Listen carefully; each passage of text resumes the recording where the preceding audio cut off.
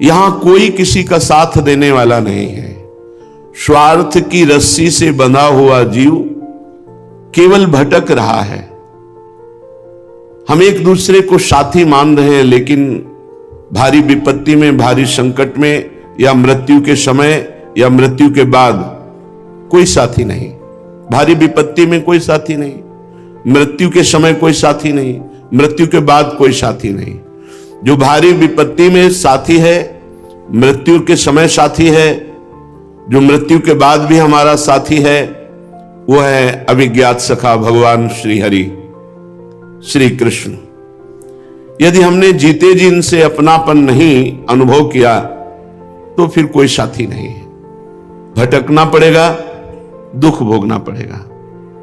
भगवान का नाम, भगवान का धाम, प्रभु की रूप लीला, प्रभु की सेवा, ये त्रिगुणातीत है।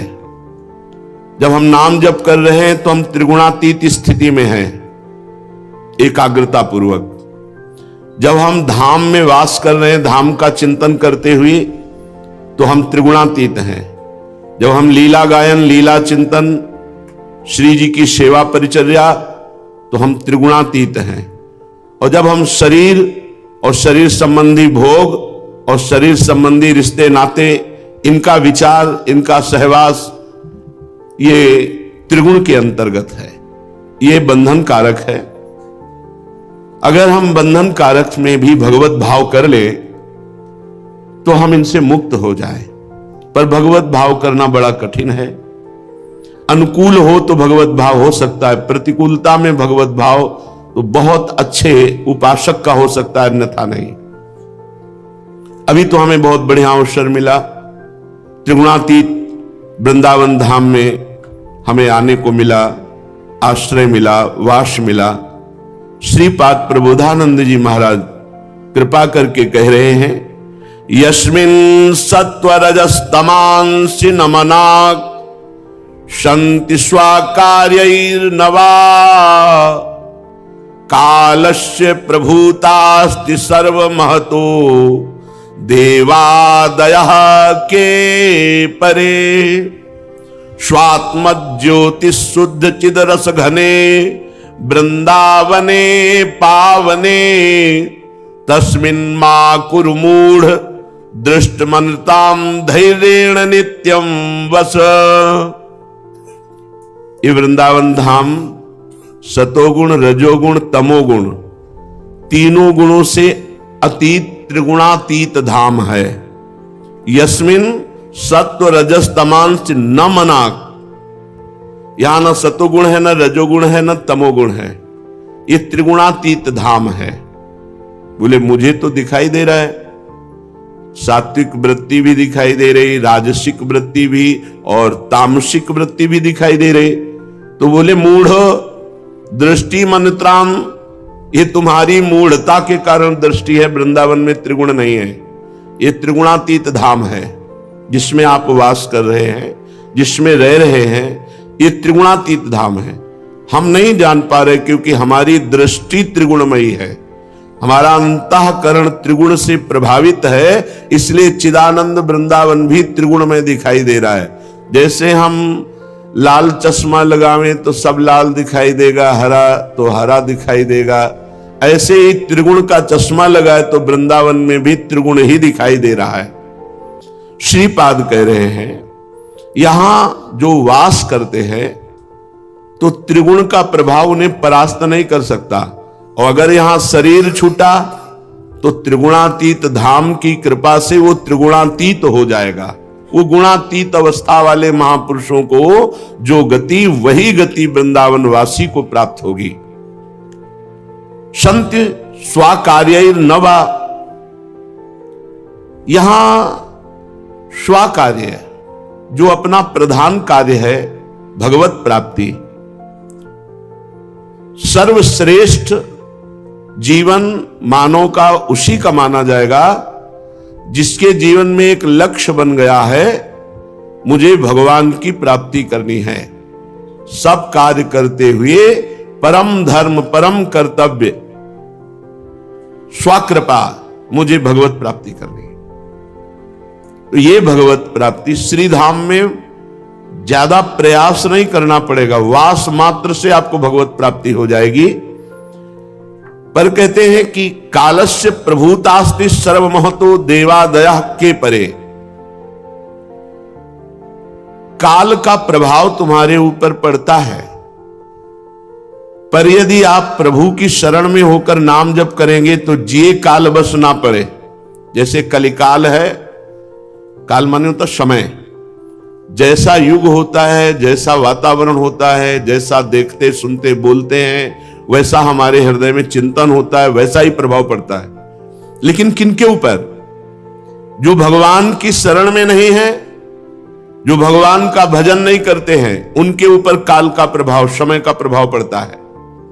समुझ जे आए शरण ते डरत ना काल डर, दियो दान तिन अभय द्वंद्व दुख सब घटे, नित नित नव नव प्रेम कर्म बंधन कटे। कहां काल प्रभाव? नित नित नव नव प्रेम कर्म बंधन कटे। कटे कर्म बंधन संसारी, सुख सागर पूरी तत् भारी, विधि निषेध श्रृंखला छुड़ावे, निज आलय बन आन बसावे। जो हमारे प्रभु श्री हितजू महाराज श्री प्रियालाल की शरण में आ गया तो संसार में बांध करके बार बार जन्म मरण कराने वाले कर्म बंधन कटे, कर्म बंधन संसारी, और सुख सागर पूरी ततिभारी, पूर्ण सच्चिदानंद में सुख प्रदान करने वाले प्रभु ने देखा कि मेरी शरण में है। एक स्वभाव देखा गया हमारे प्रभु का कि मानो हम शरण में हो गए और किसी भोग ने, किसी भी आकर्षण ने हमको प्रभु से विमुख कर दिया, और फिर जब हमें होश आया हम प्रभु की शरण में पुनः मुड़ करके देखा तो विमुख भये निमिषहु न अकृपा, जब चितये तब वैसे। हमारे प्रभु का स्वभाव है, हमने प्रभु को छोड़कर विषय भोग स्वीकार कर लिया, फिर जब ज्ञान आया, माया की आंधी हटी, फिर जब प्रभु की तरफ देखा तो वैसे ही दुलार करते मिले। विमुख भये निमिषहु न अकृपा, जब चितये तब वैसे। सुख सागर पूरी तति भारी, विधि निषेध श्रृंखला छुड़ावे। ये विधि ये निषेध इससे अलग कर दिया। प्रिया प्रीतम के प्रेम में विधि निषेध नहीं, दास अनन्य उत्कट व्रतधारी। एकमात्र श्यामा श्याम का नाम स्मरण, लीला गायन सेवन, विधि निषेध की कोई गुंजाइश ही नहीं। विधि निषेध श्रृंखला छुड़ावे और निज आलय बनान बसावे, और उस जीव को अखंड वृंदावन वास देते हैं। और वृंदावन वास होते ही रसिकों के संग से वो रसिक वृत्ति धारण करके प्रियालाल के प्रेम में डूब जाता है। कहां काल का प्रभाव? और कह रहे सर्व महतो, बड़े बड़े महान पुरुषों का भी प्रभाव। जब आप प्रिया प्रीतम के चरणों की तरफ चलेंगे तो एक ऐसी वृत्ति प्राप्त होती है कि उस भगवत प्रीतिमयी वृत्ति के सामने कुछ नहीं टिकता। बड़े बड़े सिद्धांत, बड़े बड़े ज्ञान विज्ञान योग आदि की बातें उसको नहीं, उसको लगता है बस मेरी प्रिया, जो मेरे प्रियालाल, इनको भोग लगाना, इनके आगे नृत्य करना, इनका सुख ही हमारा जीवन सुख है। ये बहुत बड़ी वृत्ति है, मेरे प्रियालाल, मेरे प्रियालाल। ये जिसके हृदय में आने लगा, मेरे श्यामा श्याम, ये बहुत कृपा की बात है। उसकी दुर्गति नहीं हो सकती जिसने अपनापन प्रभु से कर लिया, युगल सरकार से कर लिया। महतो, सर्व महतो, बड़े बड़े महापुरुषों से भी हमारा कोई संबंध नहीं। त्रिगुण का प्रभाव संसार में पड़ता होगा, हम वृंदावन वासी, हमें इसकी कोई परवाह नहीं। हमारा अंतिम निर्णय त्रिगुणातीत होगा। दूसरा, न मनाक्ष संति स्वाकार्यैर न वा कालस्य प्रभुतास्ति।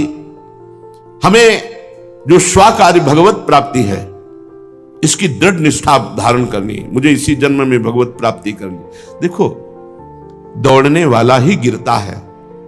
ये माया इतनी प्रबल है कि बड़े बड़े राज ऋषि, महर्षि, ब्रह्म ऋषि, मुनियों को भी क्षोभ पैदा कर देती है। अपने लोग तो बच्चे हैं, उनकी तपस्या के आगे, उनके ज्ञान के आगे, उनके योग के आगे बच्चे हैं अपने। इन बड़े बड़े महापुरुषों को भी माया ने आकर्षित करके झुका दिया। अगर अपने लोग फिसल जाते तो कोई बड़ी बात नहीं, हिम्मत करो, फिर खड़े हो और दौड़ भागो प्रभु की तरफ। जीवन भर वैश्यागमन करने वाला और चेतना जागृत हुई तो बिल्व मंगलाचार्य बन गया। यहां एक बार फिसल गए, एक बार घुटने टेक दिए माया के आगे, तो कौन सी बड़ी बात है। मेरे भगवान की माया है, किसी और की है। मेरे भगवान की वो दुरंत माया है जिसको बड़े बड़े नहीं लांघ सकते। तो कहीं मेरे अंदर अभिमान होगा, तो मेरे प्रभु ने उसी अभिमान को चूर करने के लिए घुटने टेकवा दिए। पर हमने घुटने किसके आगे टेका? अपने भगवान की माया के आगे। मम माया दुरत्या, किसी और की नहीं है, मेरे स्वामी की माया है। वो स्वीकार करते हैं, दैवी हेषा गुणमयी मम माया दुरत्या। इसलिए निराश, हताश, उदास न मनाक्षंति स्वाकार्य न, अपने स्वाकार्य के लिए कभी उदास नहीं होना। मुझे भगवत प्राप्ति करनी है किसी भी स्थिति में, अब इसमें कोई गुंजाइश नहीं। चाहे जितनी बार हम फिसल कर गिरे, लेकिन दौड़ेंगे प्रभु की तरफ ही। सर्व महतो देवादया के परे। अब ये हमें किसी अन्य का आश्रय नहीं लेना। सर्व महतो बड़े बड़े महापुरुष या बड़े बड़े देवता नहीं, हम काल के भी अधीन नहीं हैं, क्योंकि प्रभु की शरण में आए तो प्रभु की शरणागति कालातीत है। धाम में वास कर रहे, धाम त्रिगुणातीत है। तस्मिन मां कुर्मूढ़, ऐ मूर्ख, ऐसे महामहिम मार्ग को प्राप्त करके अब तू धैर्य से विचलित मत हो। धैर्येण नित्यम बस, ऐसे वृंदावन धाम में धैर्य पूर्वक वास कर। चाहे जैसी परिस्थिति बाहरी हो या आंतरिक स्थिति हो, विचलित नहीं होना। ध्यान से सुनो, अंतःकरण तुम नहीं हो। पार्थिव शरीर ये जो देख रहे हो, मरा हुआ जिंदा टहल रहा है, केवल ये जड़ वस्तु है, कुछ नहीं है। इसके अंदर जो पावर है वो अंतःकरण, अंतःकरण को जो पावर दे रहा है वो कारण शरीर, और कारण का भी जो परम कारण वो तू है। अपने को भूल करके तू शरीर राग में फिसल गया, फिर खड़ा हो, फिर इस बंधन को काट। ये ऐसा नहीं है ओ फिसल गया तो बस फिसल, नहीं। कहां से फिसला, क्यों फिसला, कौन सी त्रुटि, उसको दूर करो और आगे बढ़ो। धैर्येण नित्यम वश, धैर्य पूर्वक प्रभु की शरण में रहो। धैर्य पूर्वक वृंदावन का आश्रय ले लो, धैर्य पूर्वक वृंदावन का वास करो। देहार्थे सुनीचाचरण मतिरलम, संस्तुतौ वाच्य बुद्धि, संपद्यापन्मति क्वाप्यः न मम धी, स्त्रिया कृतौ राक्षसी धी, व्यर्थात्याभार बुद्धि, कुवपुषि जनता संगतौ सर्वबुद्धि, स्वस्मिन् सर्वोत्तमेप्यत्यधमतम् मतिस्तिष्ठ वृंदावने भो। देहार्थेहा सुनीचाचरण मतिरलम, संस्तौ वाच्य बुद्धि। वैसे देह को पवित्र करने के लिए बहुत सुंदर बातें हैं। जहां सबकी जूठन पड़ी हो, जूठन उठा दो। जहां सबके जूते उतरे हो, चुपचाप एकांत में बैठ के सबके जूते साफ कर दो। किसी भागवती के स्थान पर जाकर वहां शौचालय, बाथरूम, वो सब बहुत जल्दी पाप नष्ट होगा, बहुत जल्दी देहाभिमान नष्ट होगा। पर बड़ा कठिन है। गुरुजन अहम को जो नष्ट करते हैं, उसमें क्यों मेओ अगर लगाना शुरू कर दिया तो मरे, फिर हम नहीं। जो हुकुम जैसा आदेश वैसे। हम आपसे सच्ची कहते हैं, जिसको अपने अहंकार का नाश करना हो, जहां सबकी पादुकाएं हो, एक कपड़ा ले लो, सबके जूते साफ करो। जहां जूठन पड़ी हो, सबके दोने पत्तल उठा दो। जहां संत महात्मा रहते हो, वहां के बाथरूम, शौचालय साफ कर। आप देखो कैसा आपको अनुभव होता है। ये बड़े बड़े सिद्ध करते थे। पूज्य स्वामी राम मंगल दास परमहंस जी महाराज गोकुल भवन अयोध्या, रात्रि के 2 बजे फावड़ा और तसला लेकर निकलते, और अवधपुरी में जो बाहरी लोग आकर शौच करते, वो साफ शौच उठाते और खोद करके, गाड़ करके सरयू के जल छिड़कते। मेरे राम जी की ये नगरी है, मेरे प्रभु की नगरी है, मेरे प्रभु का ये धाम है। हमारा देहाभिमान इतना पुष्ट है कि हम और गंदगी फैलाते हैं धाम में, लेकिन धाम की पवित्रता, धाम की स्वच्छता, ये हमारे दिमाग में कहां है। अहम बढ़ता चला जाता है। देहार्थेहा सुनीचाचरण मतिरलम, देह के द्वारा बहुत छोटे छोटे जो जिनको नीच कार्य का मतलब बहुत छोटे, पर भगवत सेवा को छोटा समझ लेना ये भगवत सेवा का तिरस्कार होता है। जब अंगद जी को भगवान ने विदा करने की बात की तो अंगद जी के मुख से एक शब्द निकल गया, नीच टहल सब गृह की करी हो। प्रभु नीच से नीच सेवा मैं करूंगा, मुझे जान। प्रभु की कोई नीच सेवा होती है? भगवान ने अपनी पोशाक दे दी, प्रसादी, सेवा नहीं दी। नीच अपने स्वामी की कोई नीच टहल होती? यहां की नाली साफ करना नीच है? अरे अहो भाग्य, वो तो हृदय जाने मोरी छाती, वो सुख मुझे पता जब सेवा की। वो हो गुरुदेव कितने कृपालु हैं, कितने कृपालु हैं, जो कभी जिंदगी में सोच नहीं सकते थे, वो सेवा का सौभाग्य हमें दिया। अपने को तृणादपि सुनीचेन केवल वाणी से नहीं बनाना, ये गुरुजनों की कृपा से होता है। जब अपने वृंदावन के सोहनी पार्षदों की सेवा ना, तो हम आपको कैसे बताएं, सेवा आप कर रहे थे और छाती हमारी इतनी शीतल हो रही थी कि आज हम अपने को कृत्य मानते हैं कि वृंदावन के सोहनी सेवा पार्षदों की हमें चरण धोने को मिला, हमें उनका चरणामृत मिला, हमारे को सेवा करने का सौभाग्य। तृणादपि सुनीचेन, अपने को सबसे नीच। देहार्थेहा, ये शरीर तभी पवित्र होता है जब किसी की शौच धोने का सौभाग्य मिले, लंगोटी धोने का सौभाग्य मिले, किसी की थोड़ी सी वो सेवा मिल जाए जिससे लोग घृणास्पद भाव से देखते हैं, निहाल हो जाओगे। देहार्थेहा सुनीचा चरण मतिरलम। आहा, देह का परम पावन होना, जो छोटी सी सेवा, नीचवत सेवा है, वो सेवा का सौभाग्य ये अहंकारी नहीं कर सकता है। हर बढ़िया कपड़ा लत्ता तो बोले जूता साफ करें, लोग क्या कहेंगे? गुरुजन कृपा ना करें तो अहंकार का कभी नाश नहीं हो सकता। ये साधना करने पर भी पुष्ट होता रहता है, मैं अमुक अमुक साधन करने वाला। वो तो गुरु कृपा एकदम रद्दी कागज बना देते हैं एकदम अहंकार को। वही तिनकी संगति रहत जाति कुल मद सब नंसय। मन डरता है गुरुजनों के सामने जब जाते हैं तो डरता है, मतलब लगता है धन्य है गुरु कृपा जो इस दुष्ट मन को थर्रा देता है। नहीं, ये किसी की नहीं मानने वाला, ये मन किसी की नहीं मानने वाला। अगर ये डरता है विश्व में किसी से, भगवान से भी नहीं डरता, नहीं डरता। कौन डरता है भगवान से? अगर डरते होते तो एक भी मिनट, एक भी जगह विश्व में ऐसा नहीं जहां भगवान ना हो, तो तुमसे पापाचरण कैसे बनता? तो कहां डरते हो भगवान को? अगर डरा मन तो गुरुदेव से डरा।